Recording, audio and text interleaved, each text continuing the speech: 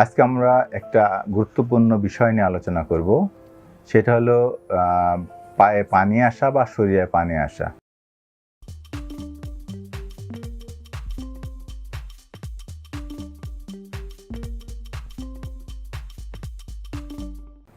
সাধারণত দেখি আমরা সারা শরীরে পানি আসলে যে জিনিসটার ব্যাপারে আমরা সতর্ক হই যে কিডনির সমস্যা হয়েছে কিনা।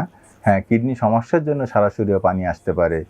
আবার কখনো দেখা যায় যে আমাদের কিডনির পাশাপাশি লিভারের কারণেও সারা শরীরে পানি আসতে পারে, বা আরও একটু গুরুত্বপূর্ণ বিষয় হলো হার্টের কারণে সারা শরীরে পানি আসতে পারে।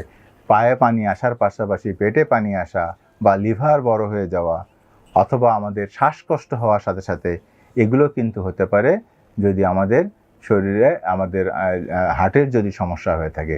তো শুধুমাত্র যে আসলে কিডনির সমস্যার জন্য সারা শরীরে পানি আসতে পারে তা না, কিডনির পাশাপাশি আমাদের হার্টের যদি সমস্যা, বিশেষ করে হার্টের পাওয়ার যদি কমে যায় বা হার্টের কন্ট্রাকশন ক্ষমতা যদি কমে যায়, হার্টের কার্যক্ষমতা যদি কমে যায়, নর্মালি বলি আমরা হার্টের কন্ট্রাকশন ক্ষমতা বা সংকোচন প্রসারণের ক্ষমতা বা কার্যক্ষমতা সাধারণত 60 থেকে 70% থাকা উচিত, থাকা উচিত।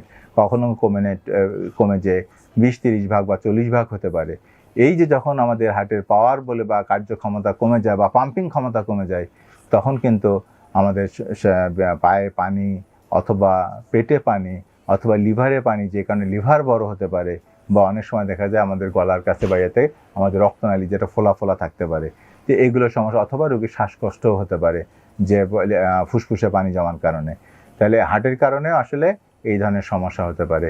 এছাড়া আরও অন্যান্য কারণে আমাদের যদি কিডনির পাশাপাশি পেটের সমস্যা থাকে, যাদের পেটের হজম ভালো হয় না, আমরা প্রোটিন লুজিং এন্টেরোপ্যাথি বলি, সে ধরনের সমস্যা, বা কেউ যদি খাওয়া দাওয়া ঠিকমতো প্রোটিন জাতীয় খাবার না খায়, প্রোটিন এনার্জি ম্যালনিউট্রিশন বলি আর কি, অনেক সময় বিশেষ করে বাচ্চাদের কিন্তু সারা শরীরে পানি আসতে পারে যদি তাদের খাবারের মধ্যে পর্যাপ্ত পরিমাণে প্রোটিন বা আমিষ জাতীয় খাবার যদি না থাকে, তাহলে কিন্তু তার শরীরের এরকম সারা শরীর পানি আসতে পারে বা শরীর ফুলতে পারে। সেক্ষেত্রে যদি কিডনির সমস্যার জন্য তা না, যদি আমরা নিউট্রিশনাল ম্যালনিউট্রিশন বলি আর কি আমরা, বা অপুষ্টি বলে থাকি, বিশেষ করে অপুষ্টিটার কারণ যদি আমাদের প্রোটিন বা যে আমিষ জাতীয় খাবারের যদি অপুষ্টি হয়ে থাকে, বা আমাদের পুষ্টির ঘাটতি যদি হয়ে থাকে, আমিষ জাতীয় পুষ্টির ঘাটতি, তখন কিন্তু এ ধরনের সারা শরীরে পানি আসতে পারে।